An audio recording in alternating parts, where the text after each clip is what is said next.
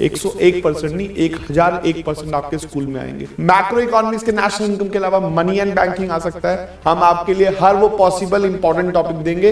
ये जितने भी अर्थशास्त्री लोग होते हैं, इकोनॉमिस्ट लोग होते हैं, इनका काम क्या होता है भाई? पेट्रोल के अंदर इथेनॉल डालने से अगर देश में पॉल्यूशन कम होता है, कह रहे हैं ध्रुव राठी जी कि हमारी सरकार मजबूर कर रही है लोगों को गाड़ी खरीदने के लिए। अरे जिंदा रहेंगे तो गाड़ी खरीदेंगे ना मेरे भाई। फिर एक नंबर में आता है स्टॉक वर्सेस फ्लो। तो ये एक्सपेक्टेड क्वेश्चन है जो नेशनल इनकम में आ सकता है। अगर आप 5 स्टार होटल लेते हो और वो 7,000 से ऊपर है तो उसका जीएसटी 40%। ये सरकार क्या कर रही है? ताकि अमीर अमीर ना हो जाए, गरीब गरीब ना हो जाए। सर आपको अगर वो पढ़ाई कर लेंगे तो आपको ऐसी कंट्रोवर्सी वीडियो बनाने की जरूरत नहीं पड़ेगी। हमारे बच्चे कह रहे हैं सर ने ध्रुव राठी को रोस्ट कर दिया। अरे रोस्ट नहीं किया भाई मैं।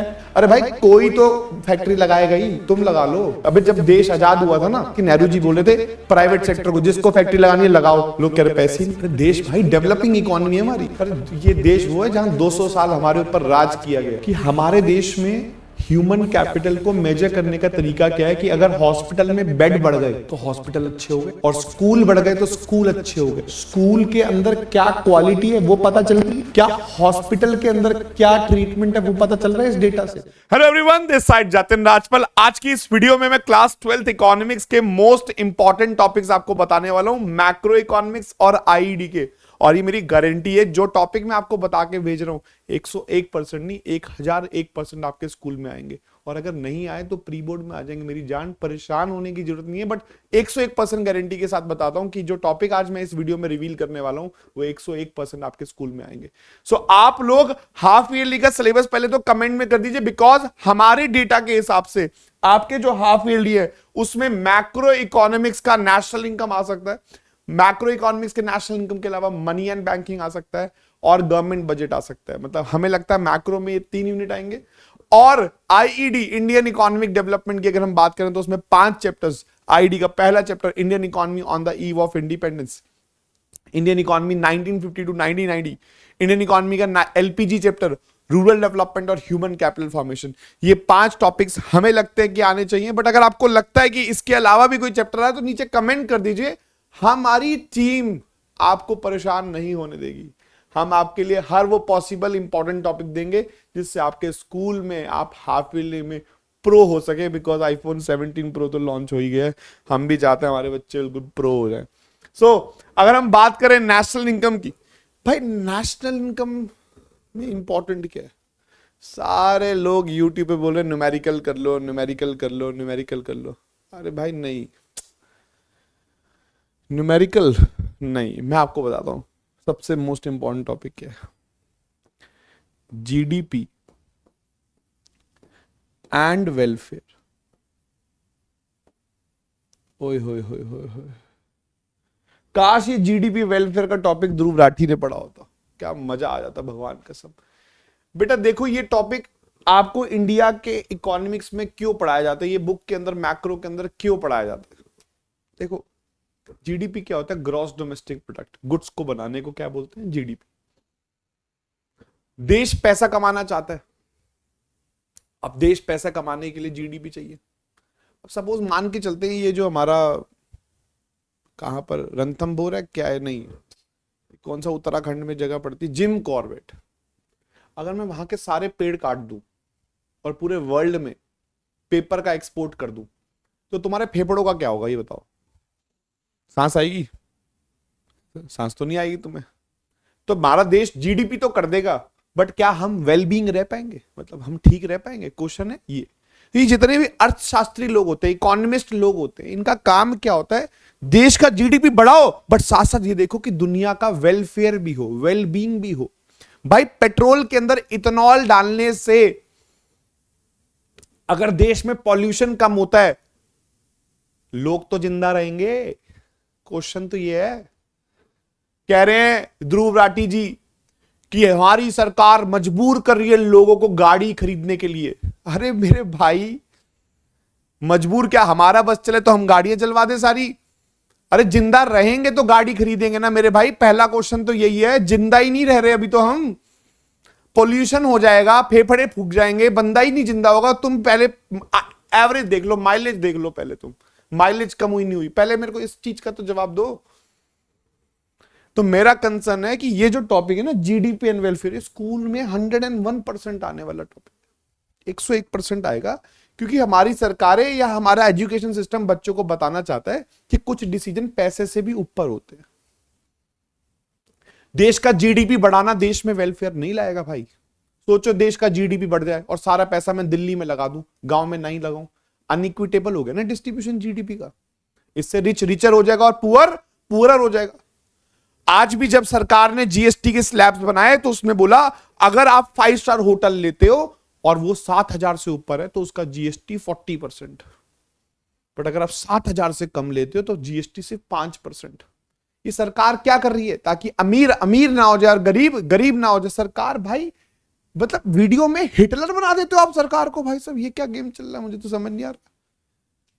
तो सरकार भाई इस एजेंडा से, जीडीपी वेलफेयर के माइंडसेट से चीजें करती है। आपको अगर वो पढ़ाई कर लेंगे तो आपको ऐसी कंट्रोवर्सी वीडियो बनाने की जरूरत नहीं पड़ेगी। Any how, GDP and welfare is the most important topic. Second topic जो 101% आ सकता है, हमारे बच्चे कह रहे हैं सर ने ध्रुव राठी को रोस्ट कर दिया। अरे रोस्ट नहीं किया भाई, मैं रात को वीडियो देखता हूँ, बहुत बड़ा फैन हूँ ध्रुव राठी का, ऐसी बात नहीं है। बट यार कई बार क्या होता है, हम इकोनॉमिक्स पढ़ाते हैं, हमें दिल पे लग जाती है यार, ये ऐसा तो नहीं बोलना चाहिए था यार कि सरकार तो अच्छा काम कर रही है। अरे भाई कोई तो फैक्ट्री लगाएगा ही, तुम लगा लो। नहीं कोई मना कर रहा है क्या फैक्ट्री लगाने? तुम लगा लो, तुम लाइसेंस ले लो, तुम लगा लो इथेनॉल की फैक्ट्री। अबे जब देश आजाद हुआ था ना तो हमारे देश के नेहरू जी बोले थे प्राइवेट सेक्टर को जिसको फैक्ट्री लगानी है लगाओ। लोगों ने कहा पैसे ही नहीं है। 1947 का इतिहास तो चेक कर लो पहले। लोगों को सरकार कह रही है जमीन ले लो भाई, ले लो फैक्ट्री लगा लो, लोग कह रहे पैसे ही नहीं है। अरे देश भाई डेवलपिंग इकोनॉमी है हमारी, कंपेयर करते हो दूसरे देशों से। भाई इथेनॉल वाली वीडियो में तो भाई साहब उस बंदे ने हमारे देश को पता नहीं क्या बोल दिया, हमारी सरकार ऐसी है ऐसी ऐसी है। अरे ये देश वो है जहां 200 साल हमारे ऊपर राज किया गया है, वहां से निकले 1947 से आज 2025 में। पता नहीं कैसी कैसी वीडियो बना देते हैं। बता रहा था मैं इंपॉर्टेंट टॉपिक, देखो जज्बाती हो गया मैं ध्रुव राठी के ऊपर। एनी हाउ भाई तुम जीडीपी वेलफेयर पढ़ के जाना, ध्रुव राठी की वीडियो एग्जाम के बाद देखना। नेक्स्ट टॉपिक पे चलते हैं। नेशनल इनकम से कौन सा टॉपिक आएगा भाई? नेशनल इनकम से जो टॉपिक आएगा ना भाई, value added method. Value added method board के हिसाब से भी बड़ा इंपॉर्टेंट है। ये 3 से 4 नंबर का टॉपिक है पक्का आने का, ठीक है। फिर 1 नंबर में आता है stock versus flow. Stock versus flow 1 number में आ सकता है, बहुत ही ज्यादा हाई चांस है। और कई बार क्या होता है स्कूल की जो टीचर है ना वो सरप्राइजिंग फैक्टर देती है। तो एक और टॉपिक बताता हूं, steps and precautions of income and expenditure method. अचानक से स्टेप्स जब आता है बच्चा बिल्कुल कंफ्यूज सा हो जाता है। तो ये एक्सपेक्टेड क्वेश्चन है जो नेशनल इनकम में आ सकते हैं। ये वाले वो टॉपिक है जहां से क्वेश्चन आ सकते हैं। फिर भी अगर आपको इसके ऊपर क्वेश्चंस भी चाहिए हमारे इसी वीडियो के नीचे लिंक डाला हुआ मैंने इंपॉर्टेंट क्वेश्चंस का, क्वेश्चंस भी पढ़ सकते हो। ये तो इंपॉर्टेंट टॉपिक है ना, यहाँ लिखा है देखो इंग्लिश में मोस्ट इंपॉर्टेंट टॉपिक, तो मैंने टॉपिक बता दिया मेरी भाई। इस पे क्वेश्चन भी चाहिए तो नीचे लिंक लगा रखा है भाई, देख लेना। और मेरी वेबसाइट पे भी आ सकते हो www.economicsclasses.in या grclasses.live, वहां पर मल्टीपल एमसीक्यू प्रैक्टिस कर सकते हो। और बस कुछ नहीं करना, अपना नेम पता एड्रेस डालना है और अपना एमसीक्यू प्रैक्टिस करनी और टेस्ट देना, और कुछ नहीं करना, सिंपल है। मनी एंड बैंकिंग, हो मनी एंड बैंकिंग से तो भाई आरबीआई के फंक्शंस पक्का टॉपिक है। अब आरबीआई के जो फंक्शंस है ना, मुझे ऐसा लगता है कि सबको लगता है आरबीआई के फंक्शंस वो इशू ऑफ करेंसी वगैरह आएंगे, नहीं नहीं नहीं। इसमें एक टॉपिक है कंट्रोलर ऑफ क्रेडिट, वहां से पक्का क्वेश्चन आता है, ठीक है। Bank rate, CRR, open market.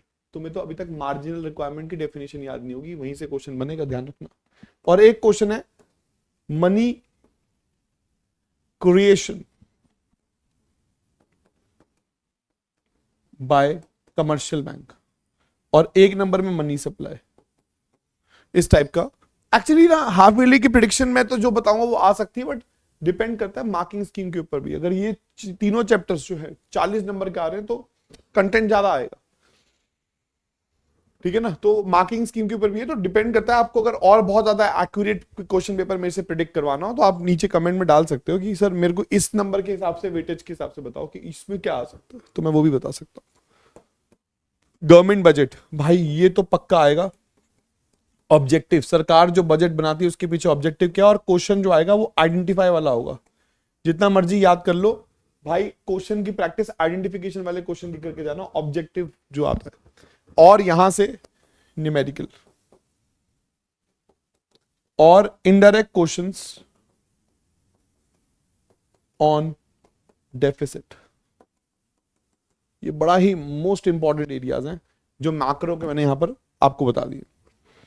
सो GDP welfare Dhruv Rathee, value added method, stock flow और steps of income and expenditure method, और मनी एंड बैंकिंग का ये टॉपिक, गवर्नमेंट बजट का ये टॉपिक, ये शॉर्ट टॉपिक्स है जो आने ही आने। And let's focus on ID. भाई देखो आईडी का जो गेम है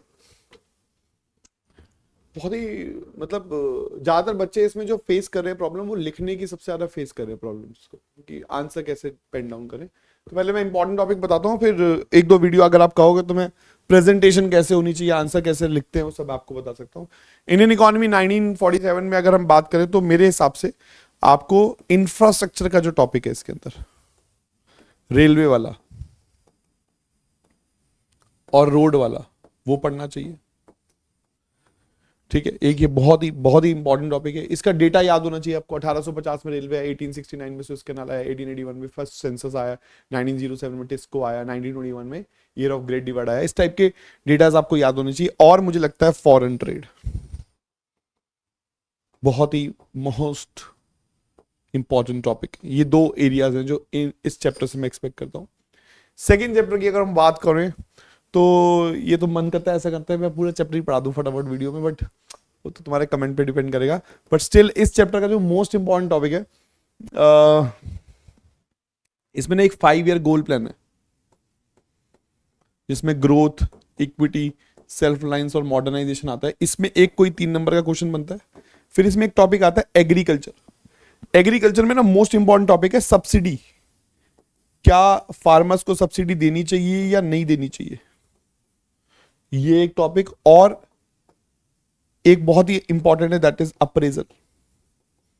मतलब एक ही क्वेश्चन से ब्रह्मास्त्र। अप्रेजल मतलब होता है इवैल्यूएशन, क्या पॉजिटिव और क्या नेगेटिव है। तो पूरे चैप्टर का कि 1950 से 1990 की अप्रेजल बताओ, तो एक ही क्वेश्चन से टीचर जान सकता है कि आपको पूरा चैप्टर आता भी है या नहीं आता। तो अप्रेजल दे रखा है, 2.6 टॉपिक है एनसीईआरटी के लास्ट में। अप्रेज बताते हैं 1950 टू 1990 के बारे में, तो सुपर्ब क्वेश्चन वो आना चाहिए। एलपीजी की अगर हम बात करें तो जो आपका लिबरलाइजेशन है उसके रिफॉर्म्स, 5 तरीके के रिफॉर्म्स है। Industrial sector reforms, financial sector reforms, tax reforms, ऐसे 5 रिफॉर्म्स में से कोई एक रिफॉर्म्स आ सकता है लिबरलाइजेशन से। सेकेंड आप मान के चले जो मिनी रत्ना, नवरत्ना और महारत्ना है, उस पर एक क्वेश्चन कि ये जो प्राइवेटाइजेशन हमने किया था, जो लॉस मेकिंग कंपनी ने बेची थी, क्या ये बेचनी चाहिए थी या नहीं बेचनी चाहिए थी, क्या प्रॉफिट मेकिंग कंपनी बेचनी चाहिए नहीं बेचनी चाहिए, इस टाइप का क्वेश्चन है। और लास्ट में ग्लोबलाइजेशन के पॉजिटिव्स और नेगेटिव्स, और अगेन इस चैप्टर में भी क्या आता है, अप्रेजल। इस चैप्टर में भी क्या आता है, appraisal. Appraisal plays a very very very important role. Again this is something unique. Human capital formation. भाई इस चैप्टर की अगर हम बात करें ह्यूमन कैपिटल फॉर्मेशन की, पहले तो आईडी पढ़ते वक्त एनसीईआरटी फॉलो करो, गजब की बुक है। यहां से जो क्वेश्चन आता है human capital and economic growth, very very important topic. Please human capital और इकोनॉमिक ग्रोथ की एनसीईआरटी का कंटेंट पढ़ना। वहां पर ना एकदम से गेम चेंज होता है कि जैसे देश का ह्यूमन कैपिटल बढ़ता है, देश की इकोनॉमिक ग्रोथ होती है। ये प्रूव होता है एक जगह पे टेबल के थ्रू। उसी टेबल के नीचे एक जगह आती है जहां लिखा होता है कि ये तो ठीक है कि ह्यूमन कैपिटल के बढ़ने से इकोनॉमिक ग्रोथ हो रही है, टेबल प्रूव कर देती है। कहीं ना कहीं उस टेबल के नीचे कुछ 2 बातें ऐसी लिखी है जहां लिखा है कि हमारे देश में ह्यूमन कैपिटल को मेजर करने का तरीका क्या है कि अगर हॉस्पिटल में बेड बढ़ गए तो हॉस्पिटल अच्छे हो गए, और स्कूल बढ़ गए तो स्कूल अच्छे हो गए। मतलब डेटा आपको यह बता रहा है, स्कूल बढ़ गए इसलिए कमाइयां बढ़ गई, हॉस्पिटल बढ़ गए इसलिए हेल्थ अच्छी हो गई। बट वहीं पर कॉन्ट्राडिक्टरी लाइंस है नीचे, वहां ये लाइन बताई हुई है कि क्या स्कूल के अंदर क्या क्वालिटी है वो पता चल रही है, क्या हॉस्पिटल के अंदर क्या ट्रीटमेंट है वो पता चल रहा है इस डेटा से। तो वो बहुत ही इंपॉर्टेंट एरिया वहां पर। और वहां पर अगर टीचर बहुत समझदार है ना, वो वहां से क्वेश्चन निकाल के देता है, ओए, ओए, ओए, मजा आ जाता है। प्लीज मेरी रिक्वेस्ट है वो एरिया जरूर पढ़ लेना भाई। 100% चांसेस हैं कि वहां से क्वेश्चन, अगर टीचर बहुत ही इकोनॉमिक्स प्रो टाइप टीचर होगी, वो कोशिश करेगी, क्योंकि 90% बच्चा तो ये पढ़ के आएगा ना, ह्यूमन कैपिटल फॉर्मेशन के पढ़ने से जैसे जैसे ह्यूमन कैपिटल बढ़ेगा देश की इकोनॉमिक ग्रोथ होगी। बट अगर कोई उसको डीप ले जाके क्वेश्चन बनाएगा तो भाई प्रो टाइप क्वेश्चन बन सकता है यहाँ से, there is a high chance कि वहां से क्वेश्चन बन जाए। Got it. और फिर यहाँ पर एक एजुकेशन सेक्टर का जो एरिया है इन इंडिया, वहां से एक टॉपिक बनता है, बड़ा इंपॉर्टेंट टॉपिक है, वहां से भी क्वेश्चन बनता है। And let's focus on rural development. Rural development में most important area is rural credit और ऑर्गेनिक फार्मिंग। ये बहुत ही इंपॉर्टेंट टॉपिक है, रूरल क्रेडिट, ऑर्गेनिक फार्मिंग। और अगर आपको बहुत शॉर्ट में चीज चाहिए तो मैं आपको, आपने शायद 10th में ही पढ़ा हो, SHG सेल्फ हेल्प ग्रुप, यहां से 3 नंबर का क्वेश्चन, या कोऑपरेटिव मार्केटिंग, यहां से 3 नंबर का क्वेश्चन। तो टॉपिक वाइज ये है, और इंपॉर्टेंट ये 2 क्वेश्चन 3 मार्कर हो सकते हैं।